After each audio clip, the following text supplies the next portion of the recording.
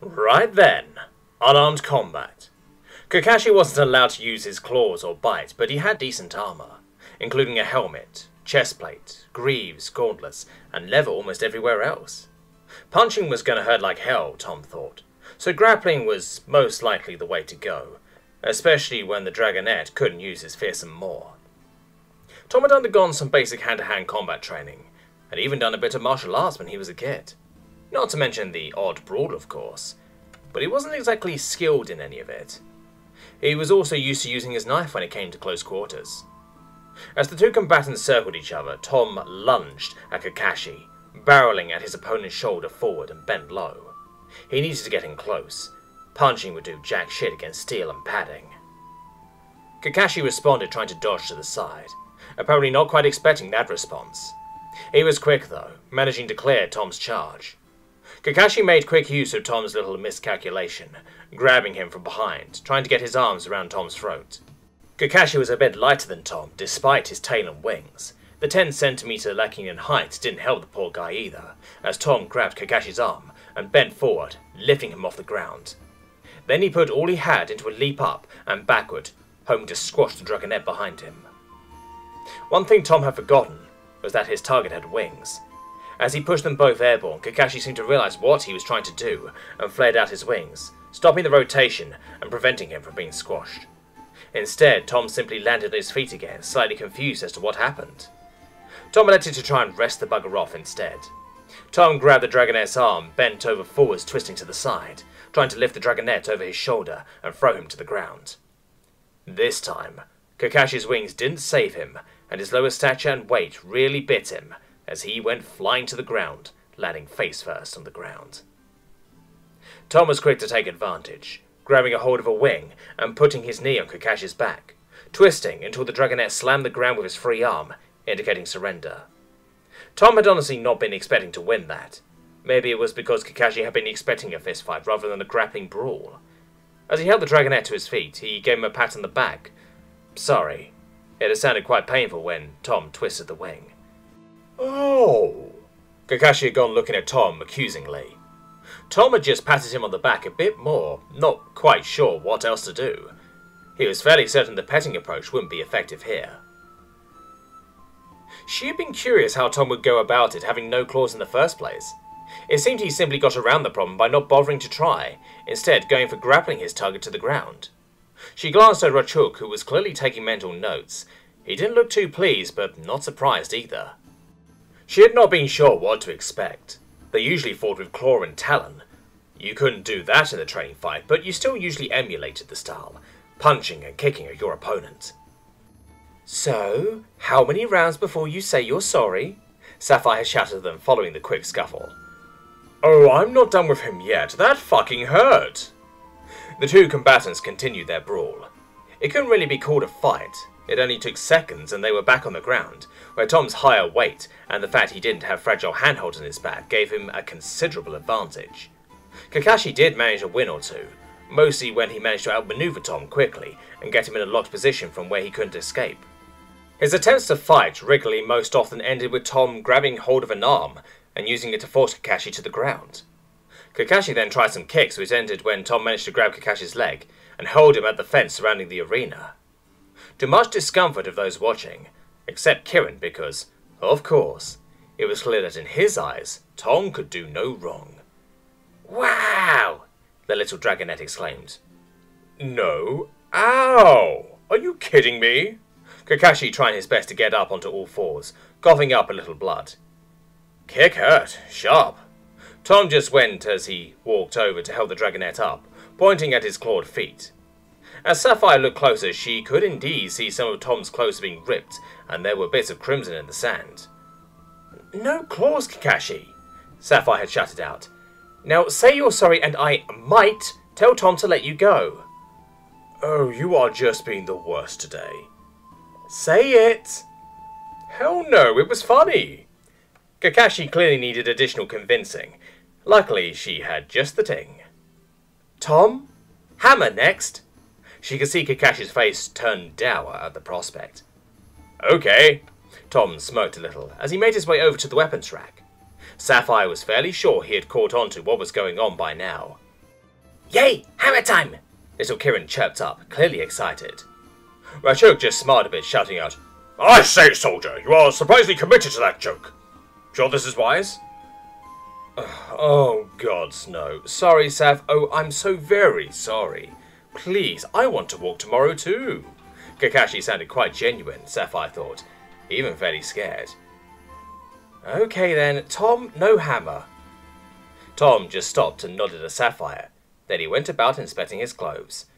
Broken, he concluded. Need fix. Well, she couldn't argue with that. Perhaps this would have to do for the day. He was already beaten bloody. Kakashi was even limping a bit. Perhaps a bit much for calling her fat, she concluded. But they had learned a lot too. The day following the impromptu hand-to-hand combat training, Tom was even sorer. His entire body ached. The Nook had seen to his cuts. They weren't more than skin deep. Kakashi clearly hadn't intended to cut him. It was simply not really avoidable when kicking with a large taloned foot. Some of those things were the size of knives. Tom shuddered. He really needed an armor upgrade. His uniform was not meant to deal with that. He had gotten his hands on some pieces that seemed to fit earlier, but he really needed something more covering. That night, when the children went to sleep, he got out the pen and paper. He had some tailoring to do. He laid out his specifications. Resistance to light cuts, but he didn't want something too bulky. Ideally, that would be cloth armor. Something like a gambeson, but the only cloth he had seen so far was a few robes, like the one Apuma and Nanook used.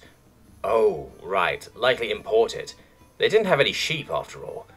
Well, fuck. And he was fairly sure he hadn't brought cotton. Why hadn't he? That would have been so useful. Too late now. They did have plenty of game leather though, and judging by the armor he had seen, they had something thicker than deer too. Or maybe that was laminate? He would have to find out. He would be cooping his greaves and look into getting his hands on something for his upper arms. We would need to incorporate his vest too. The ballistic plates were too good to leave out. He also needed his bandoliers of ammo, both his thigh holsters. The sort he had been given was in a belt scabbard. He needed to join that to his revolver ammo belt somehow. The helmet was a point too. His own was good, but it needed face protection. The guards all had helmets that came down over their snout to defend from the front side and top, even if their chin was exposed. Some sort of metal face mask then, preferably something he could flip down when he needed it. That would interfere with his helmet mount though. He had his regular goggles too. They were plexiglass and meant to take a beating, so maybe he could make do with just a lower face mask which he could strap on. Taking a hit to it would hurt like hell, but it might save his ass. He spent the evening and most of the next morning working on his design. He'd always liked drawing, even if he wasn't that good at it. The result looked weird though, almost like you would slap some knight armor onto a marine. That wasn't entirely inaccurate, but still. The next day he convinced Sapphire to take a look at his designs. She seemed very interested in asking questions and giving criticism. Then had come seemingly the big question. What colour? Tom had shrugged. Green? Black? His answer had not pleased her, even if she had tried to hide the fact. Tom had heard them refer to the colours he wore before, and it hadn't been positive. He really needed to know what the deal was with them, and colours, he thought. Why you white-blue? Sapphire pondered the question for a bit, most likely trying to find a way to articulate the answer for him. White is pure, blue is me. Well, that sort of made sense. They did bleed bright cobalt blue, where he was crimson red. What's green mean? He could guess, but hey, might as well be sure. Deceit. Poison. She had gone in response. Oh, he had guessed nature. Right. Shit. What's black mean? He didn't have a brilliant feeling about this one, but hey, you might get lucky. Black is opposite white. Corruption, evil, impurity. Oh dear, Tom thought. That explained a few things. He needed to be creative here. Even if it was bullshit, he really didn't want to be painted white and, well, red, he guessed.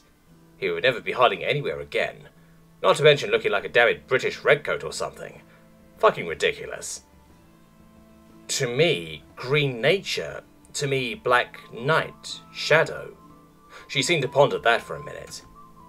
You are of nature and shadow? She didn't seem to quite get his answer, but hey, she hadn't called him on his bullshit. No nature, shadow hide from enemy, else I die. She gave him a sideways glance, clearly not convinced. Not here you don't. Well, shit. She was sort of right, but it would suck a lot to not be able to hide and sneak up on someone. I know fly, I know sword, he protested. He really didn't like the idea of being covered in white just to prove he was pure. You of keep, you will be pure. Well then, he better revise his designs then. Some white goods or all white? He really hoped they wouldn't be making him throw all of his clothes in a tub of bleach or something. She seemed to ponder this for quite a while. Far too long for Tom's liking at least. Some will do.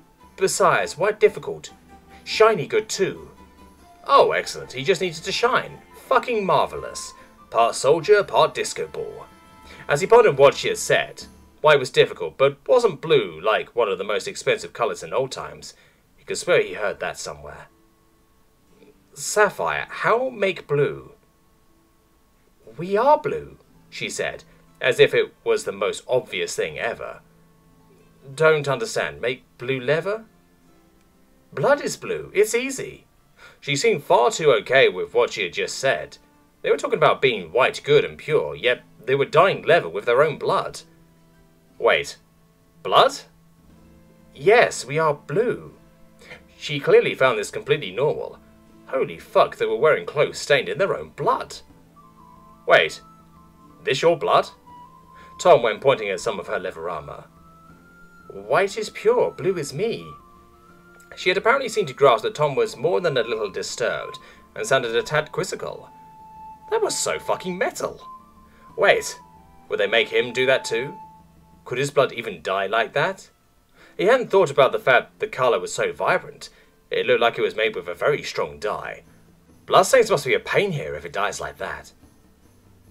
Don't think my blood colour good, and when dry, go brown. What did he mean his blood didn't colour? It was bright red. But she did remember when he had bled in the arena. The blood had started going dark rather quickly. If true, that would be a problem though. He couldn't wear anything of someone else. The whole point was that the armour was you. But having him turn up in dark brown wouldn't do either. People would think he was a slave or something worse. She would need to ask Nanook or a Puma about this. If they had visitors, Tom would either need to be presentable or hidden, else he would likely have to keep his current colours and then explain it away. We'll go ask later. Tom, what blue and white mean? Tom seemed quite hesitant to answer that one, looking away and mumbling something under his breath. Tom, what mean? Blue, ocean, sky, white, purity and surrender. Sapphire wasn't quite sure what to do with that. Surrender? Really? Why did white have to be the colour of the coward to Tom? Well, at least it seemed Tom didn't wear black to show he is evil, though she really hadn't been expecting as such. Still, this was going to be a problem.